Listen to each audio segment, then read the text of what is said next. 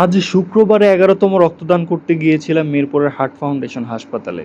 ৩টা দিন ধরে একজন মানুষ বারবার ফোন করেছে, বলছিল ভাই প্লিজ আইসেন।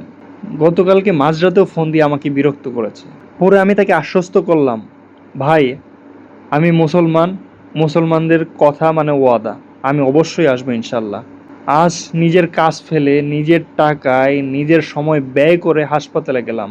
তিনি বলছিলেন ৩টার সময় থাকতে, আমি ৩টার ১০ মিনিট আগে গিয়ে পৌঁছিয়েছি, কিন্তু গিয়ে দেখি তার কোনো খোঁজ নাই। প্রায় ১ ঘন্টা আমাকে অপেক্ষা করতে হলো। অনেকবার মনে হয়েছে চলে যায়, তবু ভাবলাম আমি তো একজন মানুষের জীবন বাঁচাতে এসেছি।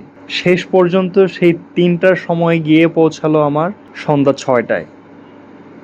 রক্ত দিলাম। রক্ত দেওয়ার পর চুপচাপ বের হয়ে এলাম। কেউ একবারও বলল না ভাই থ্যাংক ইউ। বিশ্বাস করুন, রক্তদাতারা টাকার জন্য রক্ত দেন না, তারা একটু সম্মান, একটু কৃতজ্ঞতা আশা করে। একটি ধন্যবাদ হয়তো আপনার কাছে খুব ছোট হইতে পারে, কিন্তু একজন স্বেচ্ছায় রক্তদাতার কাছে সেই ধন্যবাদটাই আবারও আরেকজন অচেনা মানুষের পাশে দাঁড়ানোর সাহস হয়ে ওঠে। আল্লাহ সাক্ষী, আজ আমার মনটা খুব খারাপ হয়েছে রক্ত দিতে গিয়ে।